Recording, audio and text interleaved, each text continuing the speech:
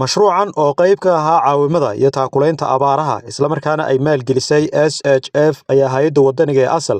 waxa ay deegaanka Dhambiryaale oo ka tirsan degmada Salaxley gaarsiisay calafka xoolaha oo loo qaybiyay 202 qoys sidoo kalena deegaanka Hunduli oo isna ka tirsan degmada Salaxley ayaa la gaarsiiyay 180 qoys oo loo qaybiyay calafkaasi xoolaha mashruucan oo muddooyinkii u dambeeyay hay'adda asal ay ka waday deegaanada Hunduli iyo Dhambiryaale ee ka tirsan degmada Salaxley ayaa isugu jiray lacag kaasha biyo iyo sidoo kale calafka xoolaha iyadoo haatan hay'adda asal ay fulisay qaybtiisii saddexaad ee calafka xoolaha isla markaana loo qaybiyay deegaanada Hunduli iyo sidoo kale Dhambiryaale Yaxye Maxamuud Ubaxle oo ka tirsan mas'uuliyiinta hay'adda asal ayaana ka waramay mashruucaasi wajigiisii saddexaad ay bilaabeen ee calafka xoolaha loogu qaybiyay deegaanadaasi waxaan maanta ku daafuraynaa qaybtii saddexaad ee caawimadii abaaraha ee mashruucii ay maalgelisay hay'adda SHF ay waday hay'adda asal mashruucan wuxuu ka koobnaa saddex qaybood qaybtii ugu horeysay ee lacagtii ahayd hore u soo dhacday qaybtii biyahana waan soo qabanay maantana waxaan siinaynaa 202 qoys oo Dhambiryaale jooga ayuu qof kasta qaadanayaa 80 kiilo oo aan calafkii xoolaha sidoo kale maanta waxaan daafuraynaa Hunduli 150 qoys ayna iyaguna qaadan doonaan calafkii marka wareeg waxa ugu dhamaaday Dhambiryaale iyo Hunduli wareegii saddexaad baa ugu dhamaaday waxa u dhiman biyihii iyo cawskii iyo lacagtii oo laba jeer oo dambe u dhiman tahay dhinaca kale maayir ku-xigeenka degmada Salaxley iyo bulshada deegaanka xubno kamida ayaa u mahad celiyay hay'adda wadaniga ee asal calafka xoolaha ee bulshada deegaanka ee abaaraysan u qaybisay iyo sidoo kale mashaariicdii ku horeeyay ee ay deegaanka ka fulisay celinayna hay'adda asal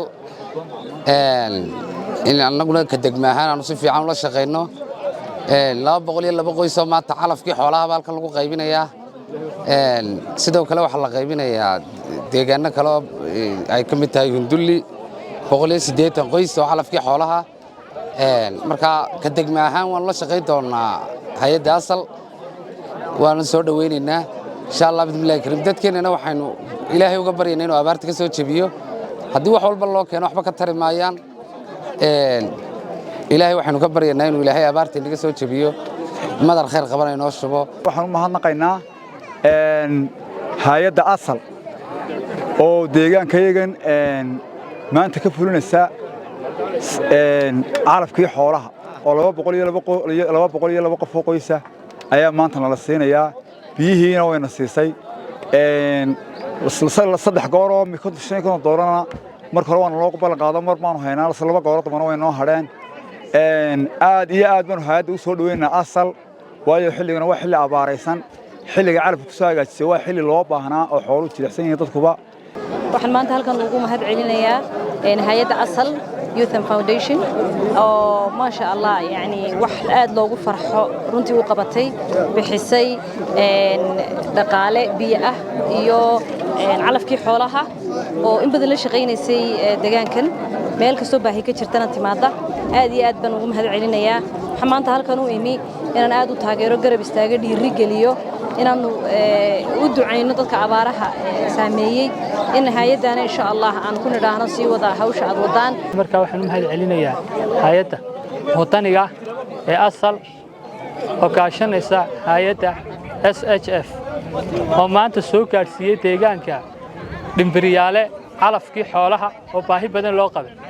hay'adda asal oo in badan imika muddo la shaqeynaysay oo mar lacag noo keentay oo mar biyo noo keentay abaaraha xubina ay iyagoo nahaya ay labada lacagta iyo biyaaba noo keentay maantana waxayna siinaysaa calafkii xoolaha